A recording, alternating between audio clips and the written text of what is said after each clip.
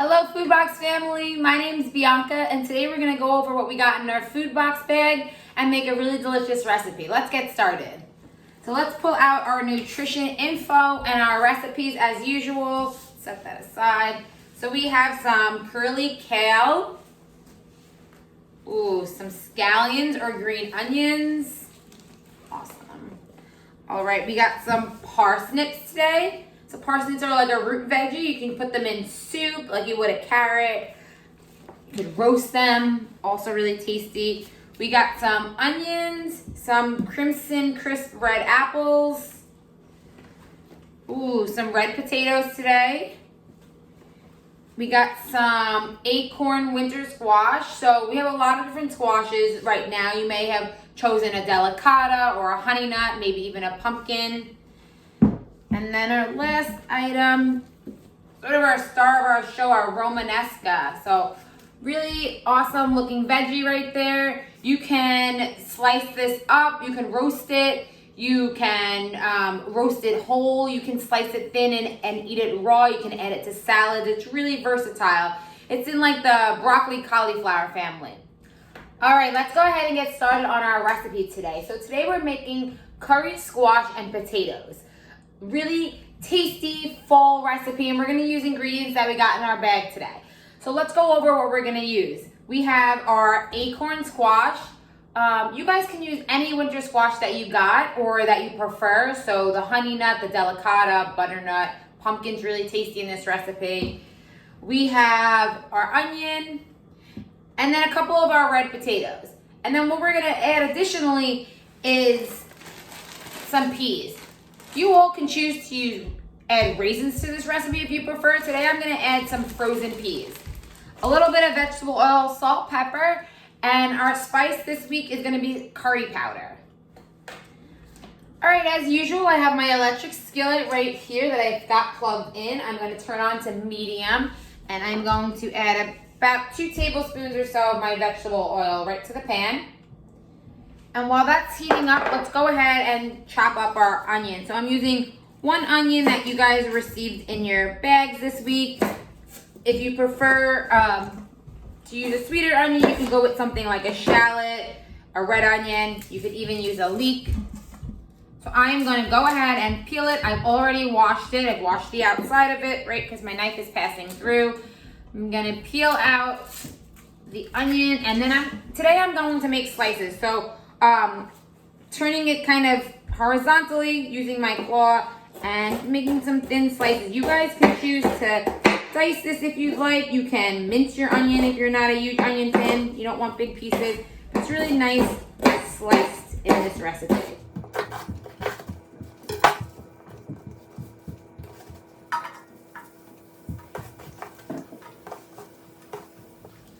While our onions are cooking, I put a tap on here. We're gonna get started on our other ingredients. So we have our red potatoes today.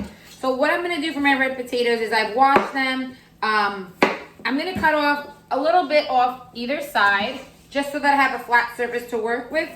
I'm going to cut lengthwise, and then again, a couple of times in half. What I'm trying to go for right now are some diced pieces. So you can pick whatever shape and size you'd want, but the bigger you pick, the longer it's going to cook. So you kind of want them to be about this size. So I usually use like a thumbnail as an example, maybe the size of a thumbnail. Most important thing is that your squash and your potatoes are similar sizes so they cook together. So I'm going to go ahead and chop up the rest of my potatoes today.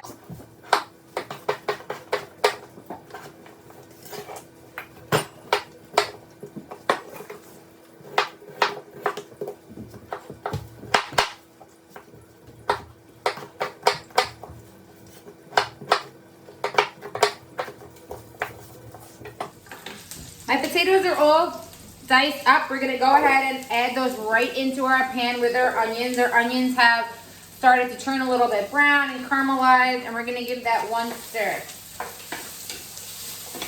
All right, we're going to give that a few minutes before we move on to our squash. So, as usual with our winter squashes, they're always a little bit tough to kind of cut through. So we're going to go ahead and start with cutting off the bottom. This way we have a nice flat surface to work with.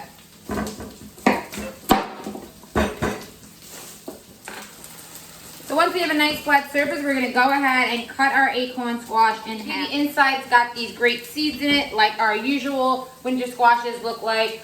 We're gonna go ahead and take our spoon and scrape those right out. As usual, guys, you can use these seeds, set them aside, dry them, roast them just like you would pumpkin seeds.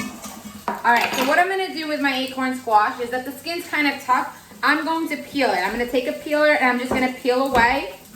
And it doesn't have to be perfect. We don't have to get all of the skin off, but as long as we get some of the skin off or a bulk of it, it'll be a little bit softer when it cooks. All right, as you can see, it's not perfect. Acorn squash has got all those little crevices, and we're not gonna worry too much about that. But we've got the majority off. So now we're gonna go ahead and dice it up. So I'm taking my knife again, cutting kind of against the grain, making these big slices, and then I'm going to take it and I'm going to dice it up into these big cubes, just like our potatoes. So about the length of your, or the size of your thumbnail. So I'm gonna go ahead and do that and then add that right to our potatoes and onions.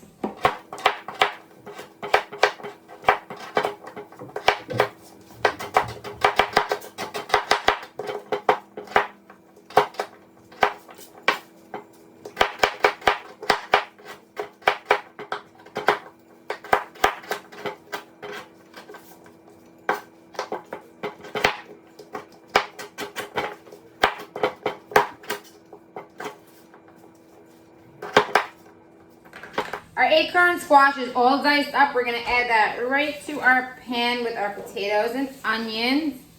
Lost one there. All right. We're gonna give everything a nice stir. And now we're gonna add in our curry. Gonna let that cook for a few minutes.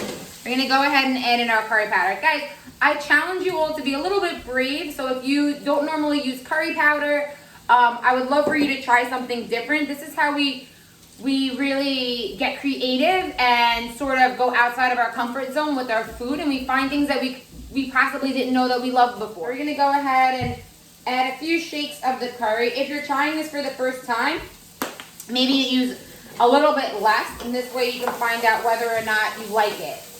All right. Cool, that cooks for a few more minutes. We're gonna add in our frozen peas. I'm gonna add in about 3/4 of a cup today. Again, you can add in as little as much as you like. I'm using canned peas today. Frozen peas today, but you could use canned peas if you prefer that. Okay, now that I have all of my veggies in there, let them cook for a few minutes. I want them to get a little bit of color, a little bit of caramelization. Now I'm gonna go ahead and I'm gonna add 1.5 cups of water to my pan. Just add that right in there. I'm gonna give it one more stir. This way my squash and my potatoes have some time to cook. We're gonna cover that, leaving that on a low to medium flame. So we're gonna let this cook for about 10 to 15 minutes until our potatoes and squash are soft and some of that water will be absorbed. So we'll go ahead and check on this in a few minutes. So our potatoes and squash have been simmering for about 10 minutes or so. What I like to do is just take a fork and just check the tenderness. So stick it in a few potatoes, stick it in a few pieces of squash. You guys can cook this to your preference. So if you like your potatoes and squash to have a little bit of bite to it, cook it a little bit less. And if you like them softer, just let it cook for a little bit longer. You'll see that most of our liquid has also kind of evaporated and cooked down. So I'm gonna go ahead, just to show you guys, just place this up. Put this on my plate here with all these beautiful colors. The peas and the squash have really kept its colors. I love using red potatoes too because the skin is really pretty as well. And this makes it a really festive dish. What we could do to finish this off is add some fresh herbs, cilantro, parsley. So here we have our curried potato and squash recipe. I hope you enjoyed today's video and hope to see you back here soon.